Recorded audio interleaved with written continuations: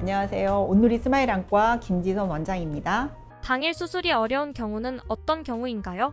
대부분은 레이저 수술 같은 경우에는 당일 수술을 많이 하시는데요. 당일 수술이 좀 어려운 케이스들이 있습니다. 각막에 상처나 염증이 있는 경우에는 아무래도 검사가 잘 정확하게 이루어지지 않기 때문에 정확한 검사 데이터를 가지고 정확한 수술을 해야 정확한 시력이 나오게 되고 또 환자분들도 만족도가 높기 때문에 이런 경우에는 당일 수술이 좀 어려운 경우가 있고요. 그 다음 소프트 렌즈라든지 하드 렌즈 그리고 어렸을 때부터 드림 렌즈를 끼우는 경우 이런 경우가 있는데 오랜 기간 렌즈의 착용으로 인해서 각막이 뒤틀린다던가 눌린 부분이 완벽하게 회복이 안 된다라던가 그러면 정확하게 검사가 이루어질 수 없기 때문에 이런 경우에는 당일 수술이 어려운 경우가 있습니다. 렌즈 삽입술을 하는 경우에 환자분들 대부분 이제 난시를 가지고 있는 경우가 많습니다. 그래서 이런 난시를 가지고 있는 분들은 토릭 렌즈를 넣어야 되는 경우가 있는데 토릭 렌즈는 맞춤 렌즈이기 때문에 주문을 해서 받아야 됩니다. 그래서 당일 수술이 어려운 경우가 있습니다. 이 부분에 있어서 저희 온누리 스마일 안과에서는 토릭 렌즈뿐만 아니라 난시 교정을 병합한 렌즈 삽입술도 시행하고 있기 때문에 어느 정도의 고난시를 가지고 있는 분들도 당일 난시 교정 렌즈 삽입술을 받으실 수 있습니다.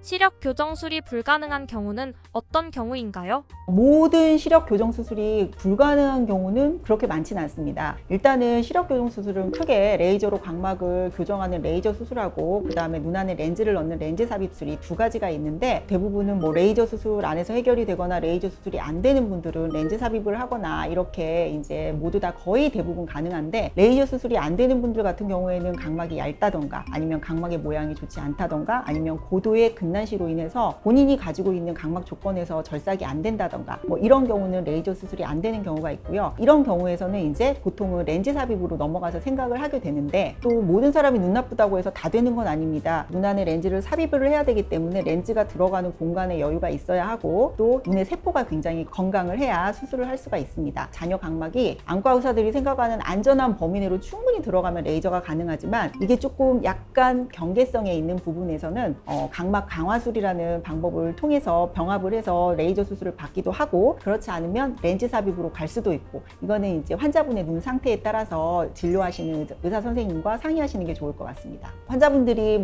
그 시력 교정 수술을 받으러 병원에 오시게 되면 이제까지 안과에 가서 검사해 보지 못한 모든 검사를 다 하신다고 생각하면 됩니다. 보통 60에서 70까지 검사를 하게 됩니다. 이렇게 정밀한 검사를 통해서 가장 본인에게 적합하고 안전한 수술을 받으시면 될 것 같습니다. 감사합니다.